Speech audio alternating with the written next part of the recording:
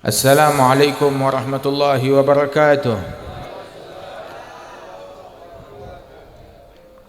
Alhamdulillah wassalatu wassalam ala Sayyidina Rasulillah Sayyidina Muhammad bin Abdullah wa ala alihi wa sahbihi wa mawalah, ma ba'd.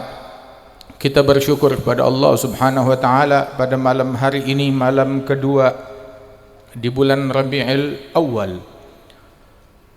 Kita hadir bersama-sama baik dengan jasad ataupun dengan niat dan secara virtual.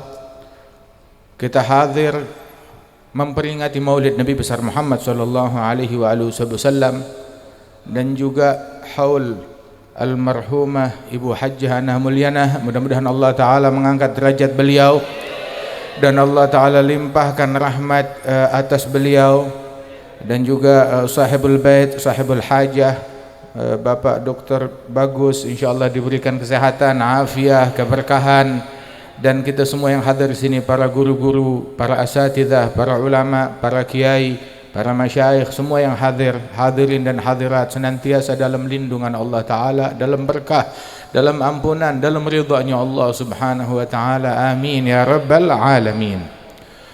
Rasulullah sallallahu alaihi wasallam beliau menyebutkan tentang pertolongan Allah Subhanahu wa taala, hal tunsarun wa turzagun illa bidu'afaikum. Bukankah kalian ditolong oleh Allah, bukankah kalian diberikan rizki oleh Allah taala semata-mata melainkan berkat orang-orang yang kalian anggap lemah, namun dia agung di mata Allah Subhanahu wa taala. Berkat kaum salihin yang sibuk dengan sejadahnya, yang sibuk dengan sujudnya, yang sibuk merajut hubungannya kepada Allah Subhanahu wa taala. Dengan berkat mereka Allah taala berikan pertolongan kepada hambanya. Dengan berkat mereka Allah taala berikan rizki kepada hambanya. Di dalam hadis Qudsi Allah Subhanahu wa taala berfirman, inni la ahummu bi'adzab ahli al-ard. Sesungguhnya aku bertekad ingin menurunkan azab kepada penghuni bumi. Namun lamma raaitu ummara baiti, ketika aku melihat orang-orang yang memakmurkan rumahku, memakmurkan masjidnya Allah. Satu. Dan yang kedua, wa al-mutahabbina fiyya, dan aku melihat, memandang kepada orang-orang yang saling mencintai karena Allah. Alhamdulillah. Oh, kita kumpul di sini saling cinta karena Allah, padahal disebut kenal juga kita nggak saling kenal. Artinya kita begini aja. Subhanallah, nggak semuanya saling kenal, tapi kita di sini saling cinta. Alhamdulillah. Ketika aku memandang orang yang saling mencintai karena Allah. Dan yang ketiga, wal mustaghfirina bil ashar, orang-orang yang beristighfar sebelum subuh. Maka berkat tiga orang ini, yang memakmurkan masjid, yang saling cinta karena Allah, dan orang-orang yang beristighfar sebelum subuh, berkat mereka rafa'atu anhum al-azab, aku angkat azab dari mereka, ditolak azab, bala, musibah, bencana dari mereka. Siapa nih mereka sih? Orang yang di masjid punya rudal, punya nuklir? Kagak, nggak punya rudal, nggak punya nuklir. Tapi dengan berkat mereka Allah berikan pertolongan kepada penghuni bumi. Dengan berkat mereka Allah Ta'ala angkat bala dan musibah. Siapa gerangan orang-orang yang beristighfar sebelum subuh? Siapa mereka? Apakah mereka orang-orang yang berkuasa di dunia ini, yang punya jabatan, punya mahkota 3 lapis? Enggak, bukan. Enggak punya apa-apa. Tetapi mereka punya istighfar, punya hubungan dengan Allah, punya koneksi dengan Allah. Jeritannya, suaranya, bisikannya menggetarkan langit. Subhanallah. Dan orang yang saling mencintai karena Allah. Dan tiga orang ini, subhanallah, yang saling mencintai karena Allah Subhanahu wa taala, yang beristighfar sebelum subuh, dan orang-orang yang memakmurkan masjid. Mereka bukan orang yang punya kekuasaan, bukan orang yang punya tahta turun temurun 1000 tahun menjadi penguasa, menjadi raja, enggak. Bukan juga orang yang punya harta yang banyak, bukan juga orang yang punya kekuatan, punya pengikut, punya pasukan 1 juta pasukan, punya senjata lengkap, punya nuklir, punya bom, punya tank, punya lapis baja. Kagak punya apa-apa. Tetapi mereka ini adalah orang-orang yang dipandang oleh Allah. Allah memandang mereka. Mau turunkan azab, ngelihat ada mereka, nggak jadi. Hadza fil hadis. Dalam hadis qudsi dinyatakan demikian. Subhanallah. Sehingga di dalam hadis yang lain Rasulullah sallallahu alaihi wasallam beliau bersabda, laula syuyukh ruk'a, kalau bukan keberadaan para syuyukh, para sepuh yang gemar ruku', gemar sujud, gemar salat untuk Allah. Subhanallah. Laula syuyukh ruk'a wal bahaim rut'a, hewan ternak yang memakan rerumputan, yang diternak. Dan juga yang ketiga adalah wal atfal rudda', bayi-bayi yang masih menyusu, belum ada dosanya. Kalau bukan karena 3 ini, niscaya Allah akan turunkan azab, minal azab muja', azab yang pedih. Tapi Allah Ta'ala angkat azab. Kenapa? Sebab Allah penyayang, sayang, kesian kepada hewan yang nggak ada dosa, kesian kepada bayi yang belum bikin kesalahan, dan memandang kepada para syuyukh yang gemar ibadat. Itu yang dipandang oleh Allah Subhanahu wa taala. Sehingga pernah dulu Nabi Sulaiman ala nabiyina wa alaihi afdhalus shalah wa azka taslim, di zaman beliau itu terjadi musim kemarau panjang, orang kesusahan. Akhirnya diputuskan, ayo kita keluar istisqa, minta hujan, doa, keluar meminta kepada Allah Subhanahu wa taala. Orang dulu kalau ada masalah keluar memohon, mengemis kepada Allah Subhanahu wa taala. Tapi orang sekarang kalau ada masalah dia keluar turun ke jalan menuntut kepada makhluk. Makhluk nggak punya kuasa apa-apa. Tapi mintalah kepada Allah Subhanahu wa taala. Ente turun ke jalan menuntut makhluk cuma bikin rusuh doang akhirnya. Tapi turun ke masjid mengemis kepada Allah Ta'ala, ketuk pintu langit dalam tahajud kita, dalam istighfar kita, berinfak, bersedekah, itu yang nolak bala, itu yang nolak musibah, itu yang mendatangkan solusi.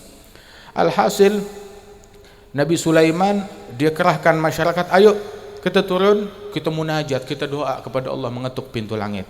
Baru di tengah jalan tahu-tahu ngelihat seekor semut. Ini fi Sahih Bukhari, menengadahkan gawa imaha ilas sama, dia tengadahkan tangan-tangan dan kaki-kakinya. Nggak tahu mana tangannya mana kakinya, sama aja soalnya kelihatan. Itu semut, dia tengadahkan gawaim, tangan dan kaki, soalnya dia berdiri bertumpu dengan itu semuanya. Dia tengadahkan gawaimha, tangan dan kakinya ke langit, doa.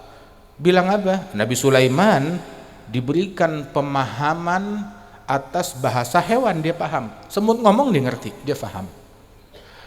Itu semut berkata, Allahumma la tu'adzibna, la tuhlikna bidhunub bani Adam. Ya Allah, jangan binasakan kami dengan dosanya anak Adam. Nabi Sulaiman dengar begitu, dia berbalik, bilang kepada pasukan, pulang.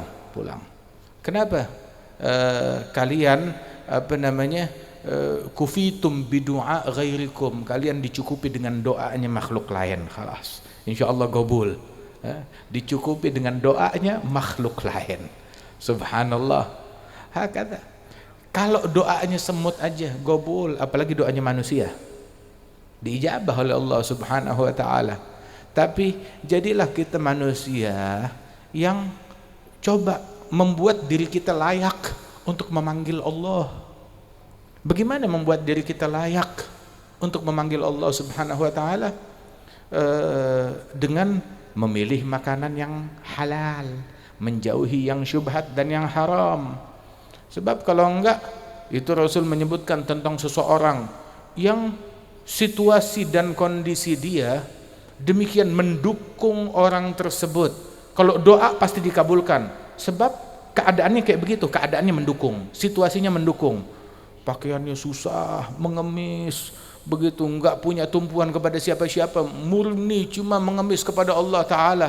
Orang kayak begini kalau doa pasti dikabulkan. Cuma kekurangannya satu, mat'amuhu haram, malbasuhu haram, ghudhiya bil haram, wa anna yustajabulah. Makanannya haram, pakaiannya haram, sehari-hari dikenyangkan dengan yang haram. Bagaimana mau dikabulkan oleh Allah Subhanahu wa taala? Padahal keadaan dia ash'ath, aghbar, madfu' bil abwab, demikian miskin, susah, melarat, ashabul inkisar wal idtirar, selalu hatinya renyuh, dan juga demikian mengemis kepada Allah Subhanahu wa taala. Demikian daruratnya dia mengemis kepada Allah Subhanahu wa taala. Tapi karena faktor yang tidak baik tersebut, maka ditolak doanya oleh Allah Subhanahu wa taala. Disebutkan bahwasanya seseorang, dalam hadis dikatakan atib tu'matak tustajab da'watuk. Dalam hadis, perbagus makananmu, doamu pasti dikabulkan oleh Allah Subhanahu wa taala. Bagusin makanan kita, makan yang halal, niscaya doa kita dikabulkan oleh Allah taala. Rasulullah SAW mengisyaratkan, hal tunsarun uturzagun illa bidu'afaikum, kalian ditolong, dibantu melainkan dengan berkat orang-orang yang mungkin kalian anggap lemah tersebut. Kita sekarang kalau disuruh cari kekuasaan, kita nggak bakalan mampu. Cari persenjataan, kita nggak bakalan mampu. Jadilah penguasa dunia, kita nggak bakalan mampu. Tapi kan kita bisa menjadi orang yang saling cinta karena Allah. Bisa kan? Nggak sulit. Kita bisa menjadi orang yang memakmurkan rumahnya Allah. Kita bisa menjadi orang yang beristighfar sebelum subuh. Andillah untuk negeri ini, andillah untuk memberikan manfaat dan kebaikan kepada rakyat kita. Dengan 3 hal ini, makmurkan masjid, istighfar sebelum subuh dengan linangan air mata, kemudian juga saling cinta karena Allah Subhanahu wa taala, jangan saling benci. Nabi bilang di dalam hadis, in istata'ta an tanam wa laysa fi qalbika ghil ala ahadin minal muslimin faf'al. Kalau kamu bisa tidur di malam hari, di hati nggak ada benci kepada orang Islam, laksanakan. Jangan benci sama orang. Emang enak ngebenci orang? Orang kalau udah ngebenci orang, mau tidur nggak enak, mau makan nggak enak. Walaupun makanan yang dia makan enak, bawaannya udah sebel aja, udah kesel aja. Jangan benci, jangan dengki sama orang. Kita nggak bisa menjadikan orang nggak benci sama kita. Ya kita nggak bisa, itu bukan kuasa kita.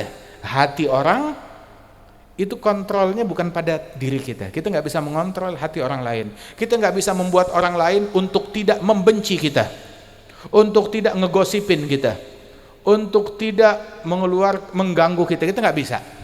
Tetapi kita bisa membuat diri kita nggak benci sama orang. Kita bisa membuat diri kita tidak mengganggu orang. Kita bisa membuat diri kita tidak mencaci orang lain. Sebab itu kontrolnya pada diri kita. Maka laksanakan, jangan benci sama orang, jangan dengki sama orang. Jadilah kita orang yang saling cinta karena Allah. Orang yang saling cinta karena Allah itu memiliki efek besar terhadap perbaikan dunia. Dia di rumahnya, tetapi manfaat kepada dunia, roda kemakmuran, keamanan, kesehatan dunia itu berputar dari bawah sejadahnya dia. Subhanallah, dengan berkat mereka. Walidzalik Al-Imam Al-Haddad ketika menyebut tentang para wali-walinya Allah, beliau bilang bahwasanya laulahumu bainal anam ladukdikat jibalun wa ardun lirtikabil khatiyati ibadun kiramun atharullaha rabbahum fa'atharahum wa ikhtassahum bil wilayati wa anasahum bil qurbi minhu wa biridha habahum wa asgahum bikasil mawaddati bihim yadfa'ullahul balaya wa yakshifu razaya wa yusdi kulla khairin wa ni'mati. Dengan berkat mereka Allah Ta'ala menolak bala, menolak bencana, dan Allah Ta'ala langgengkan segala kebaikan dan nikmat dengan berkat nih orang-orang soleh, dengan berkat para wali-wali tersebut. Laulahum, kalau bukan keberadaan mereka di tengah-tengah manusia, mungkin bumi udah ditebalikkan oleh Allah Subhanahu wa Ta'ala. Terus terang keadaan kita nih di Indonesia, alhamdulillah, negeri kita negeri nikmat. Alhamdulillah, negeri kita negeri nikmat. Mudah-mudahan dijaga nikmat ini oleh Allah Ta'ala. Negeri damai, insya Allah tetap damai. Negeri yang aman, insya Allah tetap aman. Negeri yang akur, insya Allah tetap akur ini negeri. Alhamdulillah, negeri kita baik, nikmat, aman. Kita nggak takut diteror, ya kan? Di negeri-negeri lain orang mau ngumpul takut diteror, takut ditembakin, takut dibom. Orang ke masjid aja ketakutan, takut dibom. Masjid dibom, yang ngebom sambil takbiran lagi. Nggak tahu siapa yang dia takbirin, katanya Allah. Seolah-olah mereka membunuh sesama muslim lain atas nama Tuhan. Pembodohan. Waliyadzubillahi min dzalik. Alhasil, alhamdulillah kita diberikan nikmat di negeri ini. Dan jaga ini nikmat dari Allah Subhanahu wa Ta'ala. Keadaan kita baik, keadaan kita aman. Musibah sih mesti ada aja, orang terkena musibah, terkena bencana, ya mesti musibah. Tetapi alhamdulillah Allah Ta'ala jadikan insya Allah pulihnya cepat, beresnya cepat. Emang hidup di dunia mesti ada musibah, mesti ada bala, mesti ada bencana. Tugas kita menjaga sebaik-baiknya. Dan salah satu bentuk penjagaan ya ini ajaran Rasulullah kita jalankan. Jaga wudu. Itu Allah Ta'ala bilang kepada Nabi Musa, ya Musa, idza asabatka musibah wa anta ala ghairi tuhrin fala talumanna illa nafsak. Wahai Musa, kalau kamu ditimpa musibah sedangkan engkau dalam keadaan tidak berwudu, maka jangan salahkan siapa-siapa kecuali dirimu sendiri. Tapi jaga wudu. Al-wudu silahul mu'min. Senjatanya mu'min itu wudu. Menolak bencana, menolak bala, menolak keburukan, menjadi perisai, menolak virus. Wudu. Orang kalau ada wudu bersih, virus kabur dari dia, kabur dari tangannya, ya, kabur dari hidungnya, kabur dari mulutnya. Siwak yang dia gunakan, ini siwak, punya siwak nggak pada? Belum punya siwak. Handphone punya, siwak nggak punya. Begitu. Siwak, gunakan siwak. Mana siwaknya? Nggak ada. Wah, ayo cari siwak, satu doang yang kelihatan, dua.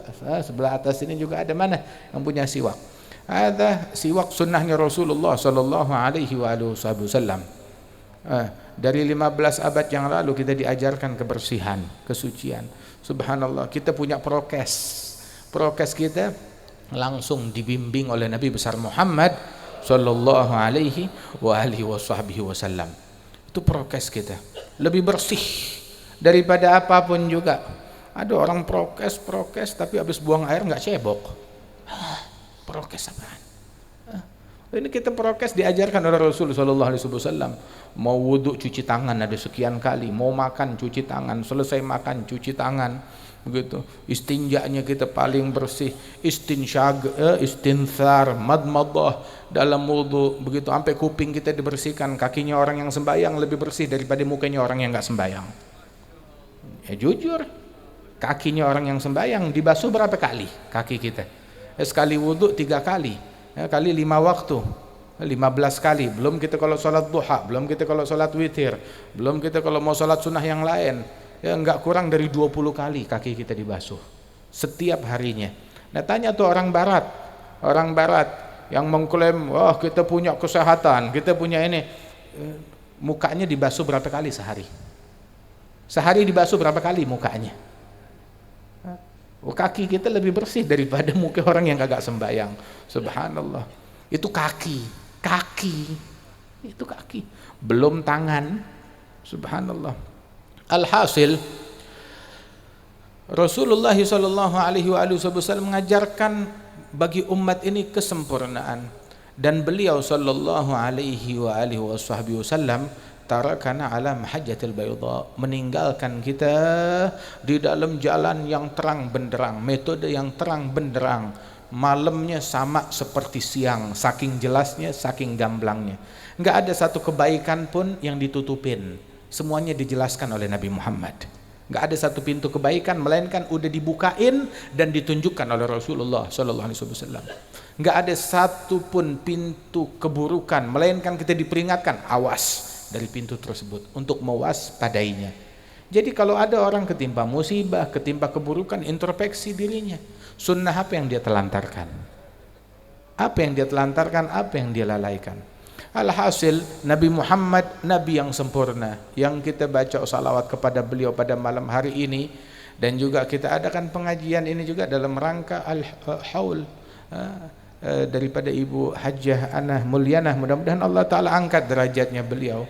Rasulullah sallallahu alaihi wasallam, beliau manusia yang paling disayang, dicintai, dikasihi oleh Allah Subhanahu wa taala. Tapi beliau meninggal dunia. Lo disayang oleh Allah tapi meninggal. Iya. Meninggal. Makanya dibilang dalam riwayat, kalau seseorang mau ingat akan musibahnya dia, maka ingatlah musibah dia itu dengan apa? Dengan kematiannya Rasulullah. Enggak ada musibah yang lebih besar daripada wafatnya Rasulullah sallallahu alaihi wasallam. Kita kehilangan siapa?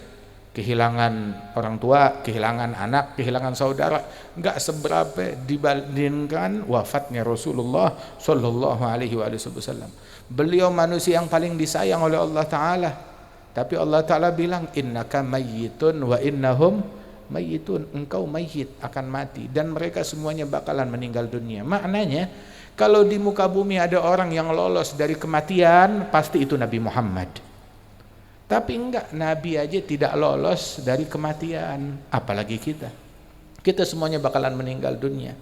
Dan orang ketika meninggal dunia itu, ya dua alternatif. Nabi ngelihat jenazah digotong, Nabi bilang mustarih au mustarahun minhu. Orang yang meninggal ini orang yang beristirahat atau orang yang membuat orang lain beristirahat. Maksudnya apa? Kalau dia mukmin taat, dia meninggal dunia, dia liburan, cuti, libur, udah selesai dari kepenatan duniawi, dari hiruk pikuk duniawi, udah libur, selesai, udah dia liburan ke dalam surganya Allah Subhanahu wa taala. Itu mukmin, beristirahat dari kesusahan duniawi. Dunia, seenak-enaknya dunia, tempatnya musibah. Tahu gak aibnya dunia yang paling gede apa? Coba sebutkan kekurangan dunia. Cukup satu aib aja disebut, tahu apa? Kematian. Hah? Nikmat apa yang berujung dengan kematian? Kawin. Mak kawin deh sekarang, besok mati. Hah? Nih duit 1 miliar, 5 menit lagi mati. Rumah baru seminggu mati. Bisa dia menikmati? Gak bisa. Cuma kita dibikin saya tetap bisa menikmati. Akal kita mempermainkan kita dengan angan-angan dan harapan palsu. Waktu Allah Ta'ala ciptakan manusia, benih-benih manusia itu ditebar di muka bumi. Benihnya doang, sel manusia. Satu sel mewakili satu manusia. Itu malaikat ngelihat begitu, ya Rabb, banyak banget ini benih manusia. La tasahum ad-dunya, dunia nggak cukup untuk menampung mereka semua. Dunia nggak cukup untuk menampung mereka semua. Terus Allah Ta'ala bilang, inni ja'ilun mauta, aku jadikan untuk mereka kematian. Jadi digilir, nggak langsung sekaligus. Keluar generasi, mati, datang generasi berikutnya, mati, datang generasi berikutnya, begitu. Gantian antara yang pergi dan yang datang. Ya kan itu dunia, antara yang pergi sama yang datang, begitu. Ada corona, orang mati. Nggak ada corona, nggak ada yang mati. Mati juga, dikit tapi banyak juga. Ada corona mati, nggak ada corona mati. Begitu. Orang yang meninggal dunia, ada tuh dulu tuh ada Syekhna Al-Habib Ali Al-Masyhur cerita di Dawan ada orang sakit mau berobat di negeri Sewun, ke kota Sewun, diantar sama adiknya sama saudaranya yang sehat. Ini kakaknya sakit udah mau mati dah, diantar berobat ke Sewun. Dulu nggak ada telepon, akhirnya dengar berita meninggal dunia, si saudara ini meninggal dunia. Orang-orang di kampung halamannya mikir yang meninggal yang sakit, nggak taunya datang yang sakit datang seger buger, yang meninggal yang sehat, yang meninggal yang sehat. Bahkan saya punya saudara, punya keluarga baru belum sebulan, bapaknya udah sakit, paman saya begitu. Tapi yang meninggal anaknya yang muda, yang seger buger. Subhanallah. Ajal, kematian nggak pilih siap mau tua mau muda. Kematian hanya mendatangi yang tua, nggak juga. Nih maaf, kita sekarang di sini lebih banyak orang tua apa anak muda? Lebih banyak anak muda. Rata-rata di bawah 60 tahun, yang di atas 60 sedikit. Maknanya apa? Lebih banyak anak muda dibanding orang tua. Maknanya kematian banyak menimpa anak muda, ya kan? Sehingga mereka nggak sempat mencapai usia tua, ya kan? Nggak bisa mencapai usia 60-70 tahun, belum mencapai usia itu udah mati duluan. Kematian banyak menimpa orang muda, bukan orang tua. Subhanallah. Makanya itu banyak di antara anak muda yang tidak sampai usia tua, keburu meninggal dunia. Hakadha. Nah, dunia emang tempatnya kematian, tempatnya bala, tempatnya musibah, tempatnya bencana. Al-ghadru hadiruha wal mautu akhiruha wal kaunu fi syatani tubidu ma jama'at tuhinu man rafa'at tadur man nafa'at min salifiz zamani innal ilaha baraha kay yamiza biha bainal fariqaini ahlul humgi wal fitani. Terus Rasul sallallahu alaihi wasallam bilang, orang yang meninggal dunia mustarih kalau dia orang baik, dia beristirahat dari kesusahan duniawi. Tapi kalau dia orang yang tukang maksiat, yang jahat, ya, maka orang-orang yang beristirahat dengan kematiannya dia mati, alhamdulillah, tenang deh hidup, nggak ada yang ganggu kita, nggak ada yang neror kita, nggak ada yang nyusahin kita, nggak ada yang ngeganggu umat, nggak ada yang ngeganggu rakyat, nggak ada yang ngeganggu masyarakat. Dia mati, masyarakat bisa hidup tenang. Dalam Sahih Bukhari, yastarih minhu al-bashar wal hajar wal syajar wal hayawan, sampai hewan-hewan beristirahat dengan kematiannya ini orang, sebab hidupnya dia ganggu binatang, ganggu manusia, ganggu pohonan, ganggu lingkungan, dia hidup ganggu lingkungan. Subhanallah. Islam mengajarkan bersahabat bukan cuma manusia, sampai kepada lingkungan juga. Mustarih atau mustarahun minhu, itu jenazah ketika ditaruh di atas kurung batang, kata Rasulullah mengatakan itu jenazah ruh ikut hadir. Saat jenazah tuh mayatnya ditaruh di atas kurung batang, dia berkata, kalau ini jenazah orang baik, dia berkata gaddimuni ila jannatin wa ridwan wa rabbin ghairi ghadban, percepat aku menuju surganya Allah dan kepada Tuhanku yang tidak murka kepadaku. Tapi kalau dia orang yang maksiat, yang kafir, yang enggak beriman, yang jahat, yang bejat, maka dia menjerit, ila aina tadhhabu nabi, kemana kamu mau bawa saya? Dia ketakutan, di mana mau dibawa? Menuju tempat dia dibawa ke kuburan. Yang nemenin dia 3 hal. Ini cerita, ini saya cerita bukan orang lain, saya ceritanya kamu masing-masing. Ini saya cerita tentang diri saya, cerita tentang setiap orang yang ada di sini, bukan cerita orang, enggak. Saya cerita diri kita sendiri. Ini kita kalau mati, ntar nih saya nih kalau mati, 3 yang nemenin, nganter ke kuburan. Yang dua pulang, yang satu tetap tinggal. Yang dua yang pulang itu kita diantar ke kuburan sama keluarga, sama harta, sama apa lagi namanya, sama amalan kita. Harta pulang, mobil nggak ikut masuk, mobil pulang.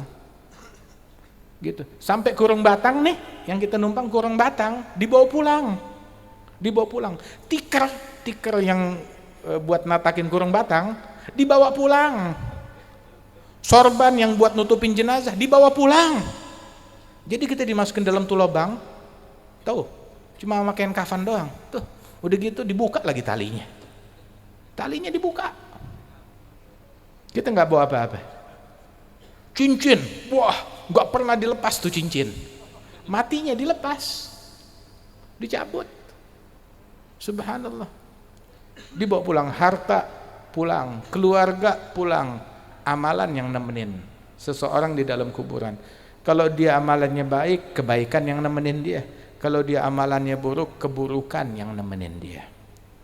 Ini masa depan kita yang hakiki itu kayak begini. Terus disebutkan di dalam hadis bahwasanya man ahabba liqa Allah ahabballahu liqa'ah wa man kariha liqa Allah karihallahu liqa'ah. Barang siapa yang suka perjumpaan dengan Allah, Allah juga suka berjumpa dengan dia. Tapi yang benci perjumpaan dengan Allah, Allah juga benci ketemu sama dia. Siti Aisyah bilang fi Sahih Bukhari, ya Rasulullah, kulluna nakrahul maut. Kita semua nggak suka dengan kematian karena faktor sakit, berpisah dengan yang kita cintai. Maka Rasul bilang, bukan begitu hai Aisyah.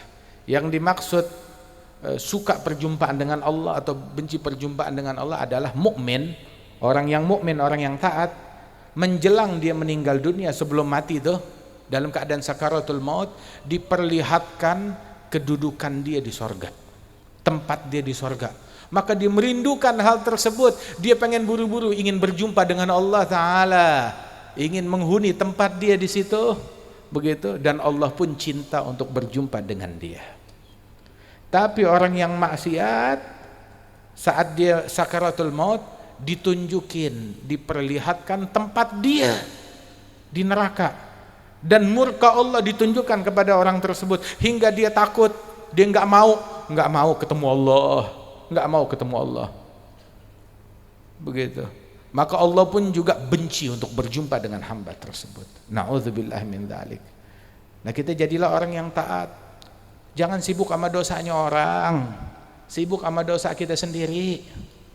Dosanya Fir'aun gede gak? Tapi gak membahayakan kita. Dosa iblis paling gedenya dosa, tapi gak membahayakan kita. Dosa kita yang paling kecil lebih membahayakan diri kita daripada dosanya iblis. Dosa kita yang paling kecil lebih membahayakan diri kita daripada dosanya Fir'aun yang ngaku Tuhan. Sebab kita nggak ditanya, nggak dituntut akan dosanya Fir'aun, nggak bakal dituntut akan dosanya iblis, nggak bakal dituntut tentang dosanya presiden, menteri, wali kota, gubernur. Kita nggak ditanya tentang dosanya mereka, tapi kita ditanya tentang dosa kita sendiri. Orang yang beruntung yang sibuk ngurusin dosanya. Orang yang sial sibuk ngurusin dosanya orang lain, sibuk sama dosanya orang, hingga dia meninggal dunia, dosa dia masih bertumpuk. Na'udzubillah. Karenanya itu, selagi kita masih hidup nih, kita beresin urusan kita. Alhamdulillah kita umatnya Rasulullah sallallahu alaihi wasallam. Terus ini dalam momen haul, kita mengingat kematian, dan maulidnya Nabi Muhammad sallallahu alaihi wasallam. Itu Rasulullah lahir di bulan Rabiul Awal, masuk Madinah Munawwarah, hijrah, tiba di Madinah juga hari Senin bulan Rabiul Awal, lahirnya Senin Rabiul Awal di Mekah. Hijrah ke Madinah di akhir Safar, keluar dari Mekah, tiba di Madinah 12 Rabiul Awal bertepatan hari Senin.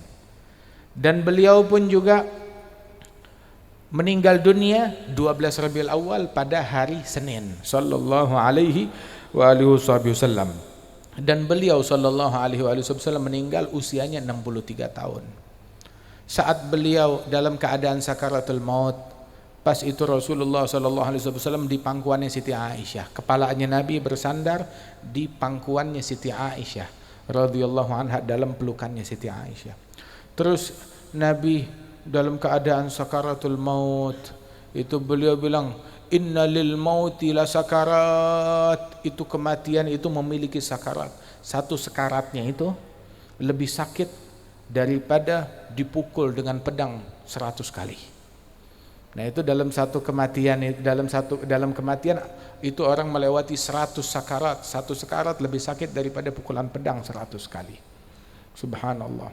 Terus Nabi bilang, Allahumma a'inni ala sakaratil maut. Dan saat itu Rasulullah sallallahu alaihi wasallam masuk adiknya Siti Aisyah yang bernama Abdurrahman. Pas Abdurrahman megang siwak baru. Rasul ngelihat begitu, kepengen, cuma nggak bisa ngomong.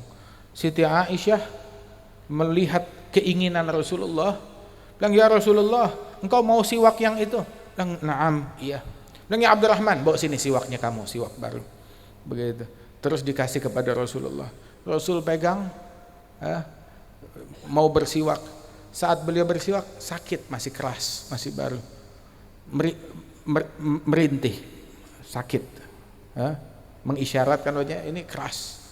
Terus Siti Aisyah bilang, ya Rasulullah, ulayyinuhu lak, saya lembutkan ya siwaknya untuk kamu. Nabi bilang, mengangguk, iya na'am.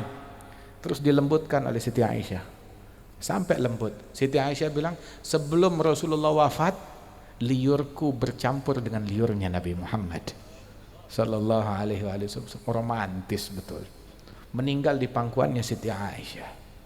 Begitu. Dilembutkan, diberikan kepada Rasulullah, terus Rasulullah bersiwak. Siti Aisyah bilang, sungguh di saat-saat kematian tersebut Nabi bersiwak dengan seksama demikian indah, sampai cara bersiwaknya Nabi itu indah banget, nggak terlupakan momen siwak terakhirnya Rasulullah Shallallahu Alaihi Wasallam.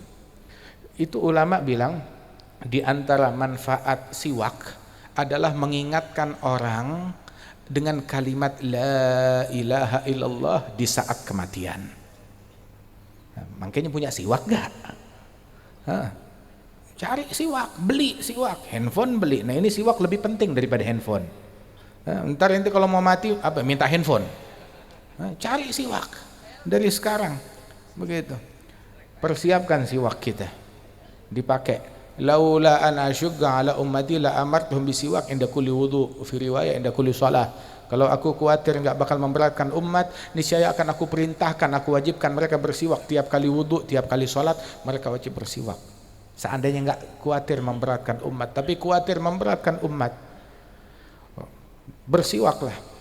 Rasulullah sallallahu alaihi wasallam bersiwak. Kemudian Nabi pernah berkata kepada Siti Aisyah, setiap nabi tidaklah meninggal seorang nabi melainkan dia dipilihkan oleh Allah Subhanahu wa taala mau tetap di dunia atau mau meninggal dunia. Diperlihatkan tempatnya di surganya Allah taala, terus dipilihkan mau ke situ atau tetap di dunia. Hakadha. Nabi pernah bilang begitu kepada Siti Aisyah. Terus waktu sekarat di pangkuannya Siti Aisyah, Nabi Muhammad berkata, ila rafiqil a'la, sambil menunjuk ke atas, menuju rafiq yang tertinggi, pendamping yang tertinggi. Siti Aisyah begitu dengar Rasulullah ngomong begitu, ya kalau begitu Rasul enggak bakal memilih kita, memilih untuk meninggal dunia. Dan wafatlah Rasulullah sallallahu alaihi wasallam sambil nunjuk ke atas. Tahu-tahu tangannya terjatuh ke samping dan meninggal Rasulullah sallallahu alaihi wasallam. Hakadha. Itu Sayyidina Anas bin Malik, beliau bilang ada dua momen yang tidak terlupakan, dua hari yang enggak terlupakan dalam hidup saya. Kontras ini hari. Hari yang pertama, hari masuknya Rasulullah ke kota Madinah. Indama dakhala Rasulullah ilal Madinah istanara minha kullu syai'. Ketika Rasulullah masuk ke kota Madinah, semua yang ada di Madinah bercahaya. Namun dan hari yang kedua, indama tuwfiya Rasulullah azlama minha kullu syai'. Ketika wafat Rasulullah, hari wafatnya Rasulullah, segala sesuatu di Madinah rasanya menjadi gelap gulita. dengan wafatnya Rasul sallallahu alaihi wasallam. Waktu Rasulullah sallallahu alaihi wasallam meninggal dunia, ditutupin jenazahnya Nabi dengan kain putih. Kemudian datang Sayyidina Abu Bakar As-Siddiq radhiyallahu anhu masuk ke ruangan wafatnya Rasulullah di rumahnya Siti Aisyah. Kemudian datang menghampiri jenazah Nabi, dibuka itu penutup wajahnya, melihat wajah Rasulullah yang tetap tersenyum, dicium keningnya Nabi Muhammad. Ketika dicium keningnya Nabi Muhammad setelah wafatnya Rasulullah, Sayyidina Abu Bakar berkata, "Ya Rasulullah, tibta hayyan wa maita."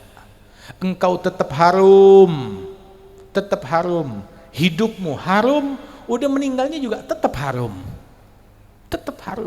Setelah wafatnya Rasulullah sallallahu alaihi wasallam. Dan kondisi setelah wafatnya Rasulullah itu sahabat semuanya terkejut, sebab mereka enggak menduga akan wafatnya Nabi Muhammad. Waktu itu Usamah bin Zaid udah diperintahkan pasukannya, ayo berjalan deh melakukan jihad, dikirim pasukan. Tapi ketika mendengar sakitnya Rasulullah, itu pasukan masih berkemah di luar Madinah menunggu keadaan Nabi bagaimana.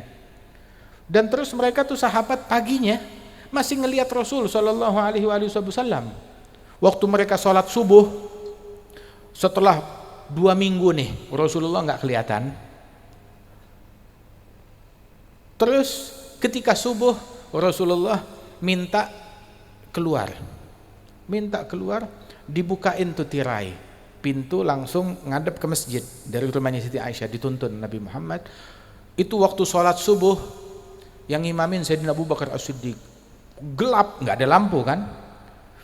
Itu waktu Nabi ngebuka tirai, itu seolah-olah purnama masuk ke dalam masjid, padahal cahaya wajahnya Rasulullah SAW. Itu orang muslimin yang lagi sholat semuanya pada nengok, hampir mereka ngebatalin sholatnya, sampai pada bilang ke Sayyidina Abu Bakar, subhanallah, subhanallah, subhanallah. Sayyidina Abu Bakar nengok, begitu mau mundur, ngasih tempat Rasulullah untuk maju, lanjutin menjadi imam. Tapi Rasul mengisyaratkan, utsbut makanak, tetap di tempatmu. Gitu, Rasul nggak ikut bersama mereka. Tersenyum, itu senyuman terakhir Rasulullah yang dilihat oleh para sahabat-sahabat beliau. Pikir Rasul sehat, dengar kabar siangnya meninggal dunia sallallahu alaihi wasallam. Itu semuanya syok, terkejut.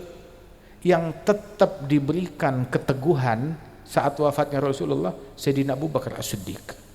Sayyidina Umar bin Al-Khattab mendengar berita tentang wafatnya Rasulullah, maka ghalabahul hal, beliau maghlub dengan sebuah hal, sebuah keadaan yang membuat khilaf atau lupa diri beliau, khalas begitu, sampai berucap kata-kata, yang bilang Muhammad mati saya tebas kepalanya. Artinya khalas begitu, terlalu berat musibah yang menimpa mereka.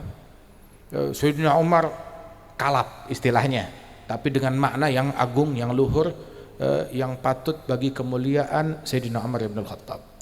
Amma Sayyidina Utsman bin Affan duduk, nggak bisa berdiri, nggak bisa bergerak. Oh, amma Sayyidina Ali bin Abi Thalib uskit, diem bungkam, nggak bisa ngomong. Tapi yang tetap sabat, diberikan keteguhan, Sayyidina Abu Bakar As-Siddiq radhiyallahu anhu ardah. Dia, padahal beliau ini orang yang hatinya paling renyuh, yang paling mudah nangis, rajul baka, tukang nangis. Dulu pernah Rasulullah waktu sakit tuh, di awal-awal sakit, muru Abu Bakar an yusalli bin nas, fal yusalli bin nas. Suruh Abu Bakar ngimamin salat. Siti Aisyah bilang, Abu Bakar, ayahku ini orangnya cengeng, bahasanya begitu. Kalau sholat pasti nangis, apalagi ngimamin, menggantikan Rasulullah, gak bakalan kuat dia. Suruh Umar aja yang sholat. Sayyidina Umar suaranya lantang, kedengeran oleh Rasulullah, ini bukan suara Abu Bakar, ini suaranya Umar. Kan saya udah bilang suruh Abu Bakar yang jadi imam. Kata Rasul sallallahu alaihi wasallam, akhirnya Sayyidina Abu Bakar yang jadi imam. Beliau adalah orang yang tukang nangis memang, Subhanallah. Tapi waktu dalam keadaan tersebut beliau diberikan keteguhan. Yang paling sabat dalam posisi itu Sayyidina Abu Bakar As-Siddiq. Beliau yang menenangkan masyarakat. Sayyidina Umar lagi jerit-jerit di atas mimbar, begitu dengan pedang yang terhunus. Maka di bawah, bukan di atas mimbar. Maka Sayyidina Abu Bakar langsung naik berkata, "Ya Umar, ijlis, uskut." Diam, duduk. Tetap masih berkata. Tahu-tahu Sayyidina Abu Bakar naik ke atas mimbar langsung mulai berkata, "Man kana ya'budu Muhammadan fa inna Muhammadan qad mat." Barang siapa yang menyembah Nabi Muhammad udah mati. Manusia wafat. Dengar gitu Sayyidina Umar langsung terdiam. Orang ninggalin Umar, semuanya menyimak khutbahnya Sayyidina Abu Bakar. Man kana ya'budullah fa innallaha hayyun la yamut. Barang siapa yang menyembah Allah, Allah Maha hidup dan tidak mati. Terus Rasul sallallahu alaihi wasallam Sayyidina Abu Bakar membaca firman Allah, "Wa ma Muhammadun illa rasul qad khalat min qablihi rusul afa immata aw qutilan galabtum ala a'gabikum wa man yanqalib ala aqibaihi falan yadurrallaha syai'a wa sayajzillahu syakirin." Tidaklah Muhammad melainkan hanyalah seorang rasul, utusan yang diutus oleh Allah Ta'ala. Sebelum beliau juga udah ada para rasul dan mereka meninggal dunia. Apakah kalau Nabi Muhammad meninggal atau terbunuh terus kalian berbalik dari keimanan kalian? Barang siapa yang berbalik, Allah nggak rugi. Ente jadi murtad, Allah nggak rugi dengan murtadnya orang, nggak rugi, dia yang rugi ketika ninggalin Islam. Tapi barang siapa yang beriman, Allah Ta'ala akan membalas orang-orang yang bersyukur. Sayyidina Umar dengar begitu, seolah-olah ini ayat baru pertama kali saya dengar. Langsung dia percaya, iya Rasulullah udah meninggal dunia. Langsung dia lemes, Rasulullah udah meninggal dunia. Wah hakadha. Wah, jenazahnya Nabi yang ngurusin waktu itu Sayyidina Ali bin Abi Thalib. Masing-masing diberikan tugas. Sayyidina Abu Bakar dengan tugasnya menenangkan masyarakat. Kemudian Sayyidina Ali dengan tugasnya menenangkan keluarga Nabi Muhammad. Beliau yang ngurus jenazahnya Rasulullah. Waktu itu bertanya-tanya, di mana mau dikubur Nabi Muhammad? Apakah dibagi tempat pemakaman? Terus dibilang, Rasul pernah berkata bahwasanya para nabi-nabi itu mereka dikubur di tempat mereka wafat. Wafatnya di rumah Siti Aisyah, dikuburnya di situ, di tempat yang sama. Subhanallah, dan dimakamkan di situ Rasulullah, digali kuburan di situ dan dimandikan di situ dan dikubur di situ. Terus Rasul sallallahu alaihi wasallam dimandikan di dalam baju gamisnya sendiri, dibersihkan. Kemudian dikafankan dengan imamah, dengan gamisnya beliau. Kemudian disolatkan oleh para sahabat yang menyolatkan mereka bergantian. Kemudian setelah itu dimakamkan Rasulullah sallallahu alaihi wasallam dan dikuburkan. Sayyidatuna Fatimah Az-Zahra radhiyallahu anha, beliau berkata kepada para sahabat, kepada Sayyidina Jabir dan sahabat yang lain, "Atatib nufusukum an tad'ut turab ala Rasulillah." Bagaimana kok kalian bisa merasa nyaman meletakkan tanah di atas jenazahnya Rasulullah, di atas kuburannya Rasulullah? Kok bisa begitu? Itu sahabat bilang, sungguh kalau kami dengan kesadaran penuh di saat tersebut gak bakalan mampu kita. Tapi seolah-olah itu kesadaran kita setengahnya dihilangkan. Udah, jadi kita seolah-olah otomatis saja jalan begitu. Saking dahsyatnya musibah yang mereka rasakan, otomatis berjalan seperti itu aja. Begitu udah ditanam, udah selesai, baru mereka menyadari. Wa Sayyidatuna Fatimah Az-Zahra 6 bulan sejak wafatnya Nabi Muhammad baru meninggal dunia. Itu datang kepada Nabi Muhammad. Sayyidatuna Aisyah bilang, datang Siti Fatimah menjenguk Rasulullah. Sungguh jalannya inna mishyataha la mishyatun Nabi Muhammad. Cara jalannya Siti Fatimah betul-betul sama plek cara jalannya Rasulullah. Datang begitu bercengkrama dengan Rasulullah. Rasul sayang betul kepada Siti Fatimah. Kalau Siti Fatimah datang, biasanya Rasulullah berdiri mencium keningnya Siti Fatimah, didudukkan di tempat duduknya Rasul.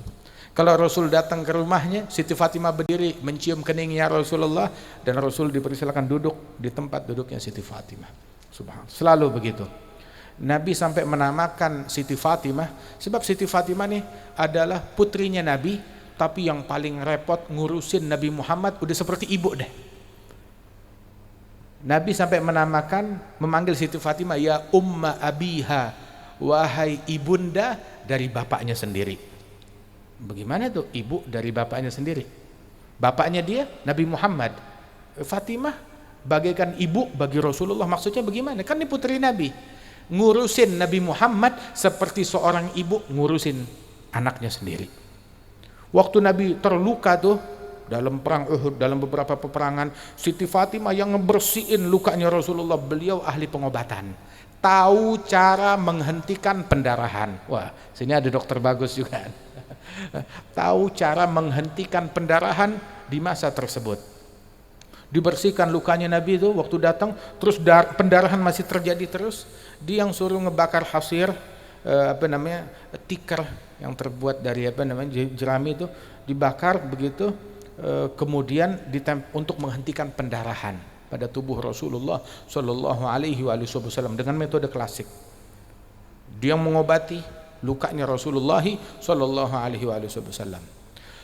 Itu Siti Fatimah ketika datang bercengkerama dengan Rasulullah di akhir hayatnya Nabi Muhammad. Terus Nabi bilang, sini mendekat. Dibisikkan sesuatu di telinganya Siti Fatimah. Begitu dibisikkan sesuatu, Siti Fatimah bangkit nangis terseduh-seduh. Yang lain ngelihat begitu penasaran, nangis. Kenapa? Nggak ada yang dengar. Terus dipanggil lagi, Fatimah sini. Ditarik lagi telinganya, dibisikkan sesuatu, tersenyum, tertawa. Siti Aisyah bilang, sungguh saya nggak pernah melihat tangisan yang dekat dengan ketawa sedekat ini.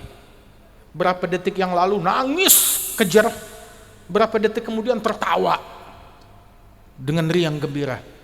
Nanya, Nabi bilang apa? Bang, rahasia. Selama Rasul masih hidup saya nggak bakal buka rahasia ini. Begitu Rasulullah wafat, maka Siti Aisyah ketemu dengan Siti Fatimah. Sekarang Rasul udah wafat, ayo coba cerita waktu itu. Nabi bilang apa? Saya penasaran. Yang kali pertama ngomong kamu nangis, kali kedua tahu-tahu kamu tertawa. Nabi bilang kepada saya di kali pertama, ya Fatimah, ini saya dalam sakit saya yang sekarang, saya akan meninggal dunia. Itu yang bikin saya nangis terseduh-seduh.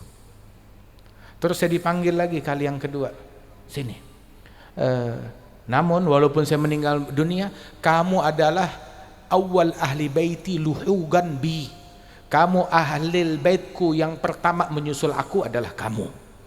Keluargaku yang pertama nyusul, keluargaku yang pertama meninggal adalah engkau, Siti Fatimah. 6 bulan wafat Siti Fatimah.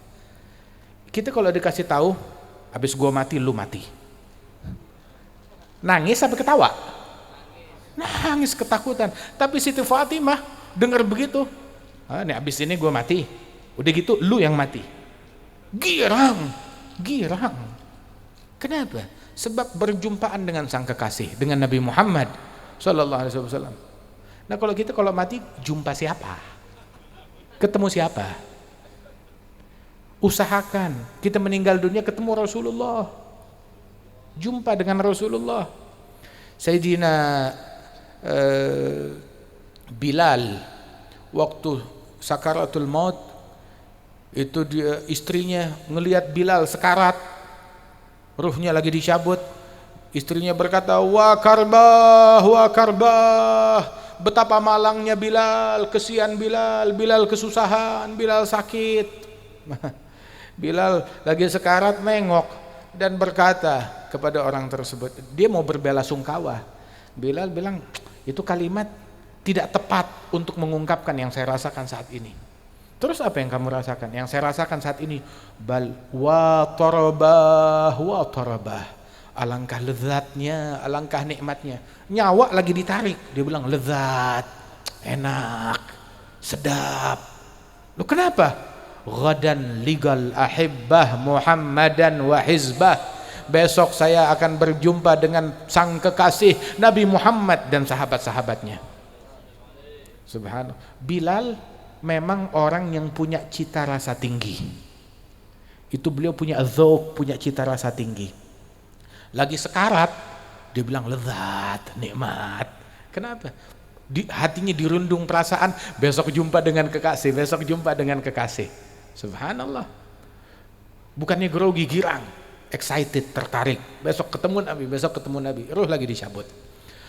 Sayyidina Bilal dulu waktu disiksa di padang pasir Mekah, ditaruh batu di atas badannya, dijemur di bawah terik matahari di padang pasir Mekah yang panas. Orang kalau disiksa gitu kan kesakitan, ngejerit. Bilal malah nyanyi, berdendang. Tahu gak apa dendangnya dia? Dia bilang ahadun ahad, ahadun ahad, ahadun ahad. Berdendang, memanggil nama Allah, menyebut nama Allah, ahadun ahad, ahadun ahad. Allah yang Maha Esa, Allah yang Maha Esa. Ditanya setelah kejadian itu, diselamatkan oleh Sayyidina Abu Bakar, dibeli, ditebus dan dihadiahkan kepada Rasulullah dan dimerdekakan oleh Rasulullah. Bilal ditanya waktu itu oleh teman-teman, kamu waktu disiksa emang gak kesakitan? Dia bilang, saya campur pedihnya siksaan dengan lezatnya iman. Ternyata lezatnya iman mengalahkan pedihnya siksaan. Kata Sayyidina Bilal radhiyallahu anhu arda, ahadun ahad, berdendang. Sayyiduna Uthman bin Affan, di malam terakhir beliau itu beliau mimpi Rasulullah. Itu beliau di demo. Itu demonstrasi pertama itu terjadi di zamannya Sayyidina Uthman, hingga berakhir dengan pembunuhan Sayyidina Uthman bin Affan. Itu Sayyidina Uthman bin Affan di demo, dikurung rumahnya, nggak boleh keluar, diputus pasokan makanan, diputus pasokan air, hingga beliau kehausan dan kelaparan. Tapi tetap baca Qur'annya dia. Datang Sayyidina Abdurrahman bin Auf masuk, atau Abu Musa al-Asy'ari masuk, menerobos kepungan, masuk ke situ. Kemudian Sayyidina Uthman bilang, ya Abdurrahman, semalam saya mimpi Rasulullah. Rasul bilang sama saya, Uthman, lebih ya Rasulullah. Atishta, kamu haus? Naam. Kamu lapar? Naam. Terus Nabi ambil air dengan tangannya, dikasih minum saya. Saya minum dari tangannya Sayyidina Uthman dari tangannya Rasulullah. Saya minum, itu begitu saya bangun, dahaga saya hilang. Dahaga saya hilang, khalas. Terus udah gitu Rasul bilang sama saya, ya Uthman, in syi'it ad'u lak tunsar alaihim. Kalau kamu mau, saya doain, kamu menang udah. Begitu, mereka pada mundur nih, semuanya kamu yang menang, lanjut. Wa in syi'it, kalau kamu mau, pilihan kedua, alternatifnya, ghadan taftur indana. Besok kamu buka puasanya di sini bareng saya. Kata Nabi. Sayyidina Uthman bilang, bal ghadan taftur indak. Besok saya mau buka di situ, mau makan di situ bersama engkau. Ini kerajaan ambil dah buat siapa? Begitu. Tapi besok saya bersama engkau ya Rasulullah. Meninggal, dibunuh Sayyidina Uthman bin Affan. Ketika beliau terbunuh, lagi baca Quran. Baca Quran, darahnya itu ada nyiprat di dalam Quran tersebut. Radhiyallahu anhu arda. Sayyidina Uthman dulu tuh dalam Sahih Bukhari, pernah Rasulullah beliau masuk ke satu sumur jalan, ke satu perkebunan. Di situ ada kolamnya, ada kolam airnya. Nabi duduk di situ, duduk kaki di tepi sumur, di tepi kolam, kakinya masuk ke air. Sambil main air, berendam kakinya. Nggak lama datang Sayyidina Abu Bakar. Itu yang jaga bilang, Abu Musa al-Asy'ari kebetulan yang jaga. Ya Rasulullah, Abu Bakar minta izin, mau ketemu, mau masuk. Bilang, izan loh, izinkan, biar dia masuk. Wa basyirhu bil jannah. Beri kabar gembira kepada dia, dapat surganya Allah. Masuk Sayyidina Abu Bakar, duduk di sebelahnya Rasulullah, persis posisinya sama, kakinya masuk ke air. Gak lama ngetok Sayyidina Umar ibn al-Khattab, izan loh, izinkan dia. Kata Rasulullah, wa basyirhu bil jannah, beri kabar gembira kepada Umar, Rasul mengizinkan dan dia dapat surganya Allah. Alhamdulillah, kata Sayyidina Umar. Masuk ke dalam, begitu, duduk sebelahnya Abu Bakar dan kakinya juga masuk ke air di tepi sisi yang sama. Rasulullah, Sayyidina Abu Bakar, Sayyidina Umar. Enggak lama datang Sayyidina Utsman bin Affan. Maka Nabi bilang, "I'dzan lahu wa basyirhu bil jannah." Izinkan kepada beliau untuk masuk dan beri kabar gembira dengan surganya Allah Subhanahu wa taala. Tetapi dia diuji dulu, dapat fitnah dulu sebelumnya. Dikasih tahu begitu, alhamdulillah, Allahul musta'an. Hanya kepada Allah aku memohon pertolongan. Mau duduk di sebelahnya Nabi di daratan situ, udah penuh. Duduk di seberang, ya, di tepi kolam berhadapan dengan Rasulullah, sendirian di situ. Itu dalam Sahih Bukhari, rawi menafsirkan itu posisi kuburan mereka kayak begitu. Nabi dikubur, sebelahnya Nabi Sayyidina Abu Bakar dan Sayyidina Umar. Sayyidina Utsman dikuburnya di Baqi'. Itu kuburan beliau ma'ruf, kuburannya di Baqi', kuburannya Sayyidina Utsman bin Affan. Masya Allah, alhamdulillah, ini malam kita nyebut Rasulullah. Ini malam kita mengenang sahabat Rasulullah. Ini malam kita mengenang ahli baitnya Rasulullah sallallahu alaihi wasallam. Insyaallah Allah Subhanahu wa taala hidupkan kita dalam cinta kepada mereka dan diwafatkan kita dalam cinta kepada mereka. Ya, tapi kita kalau mau diwafatkan di jalannya mereka, hiduplah di jalannya mereka. Ya, tadi tuh, ya, andil buat negeri ini. Ya, dengan memakmurkan masjid, dengan qiyamul lail, istighfar sebelum subuh, walaupun 15 menit sebelum subuh kita udah di atas sejadah. Dan yang ketiga itu saling cinta satu sama lain. Udah jangan benci sama orang, jangan dengki sama orang, jangan ngomongin orang, udah. Jangan sibuk sama dosanya orang, sibuk sama dosanya kita. Ya, jaga keluarga kita, terutama kaum wanita kita, tutup aurat yang benar, jaga mereka dari pergaulan bebas, jaga keluarga kita dari narkoba, obat-obatan terlarang. Khalas, sudah. Insyaallah ini bala musibah bakalan terangkat. Alhamdulillah negeri kita dilembutkan oleh Allah Ta'ala. Padahal subhanallah, kalau kita mau bicara tentang fasilitas kesehatan, negara-negara Eropa fasilitas kesehatannya lebih hebat dari kita. Tapi mereka lagi kewalahan. Amerika lagi kewalahan. Lagi kewalahan, kebingungan. Negara-negara yang lain yang kewalahan, kebingungan. Padahal mereka negerinya kesehatan, fasilitas kesehatan. Orang wisata untuk sehat di situ, mau berobat di situ. Negerinya vaksin, pembuat vaksin, bagi-bagi vaksin. Oh, kita kan boro-boro, iya kan? Tapi alhamdulillah kita dilembutin oleh Allah Ta'ala. Ada penolong selain Allah. Ikhtiar kita ikhtiar, tapi ya ikhtiarnya kita juga dibilang kita ngejalanin prokes, ya prokes kita. Prokes. Cuma enggak sefanatik prokes yang dikerjakan oleh orang-orang luar, enggak juga. Begitu seadanya kita, sebisanya kita. Akan tetapi kita begini apa? Allah masih sayang sama kita. Mudah-mudahan Allah Ta'ala sayang sama kita terus, dan Allah Ta'ala menyayangi seluruh penghuni dunia ini.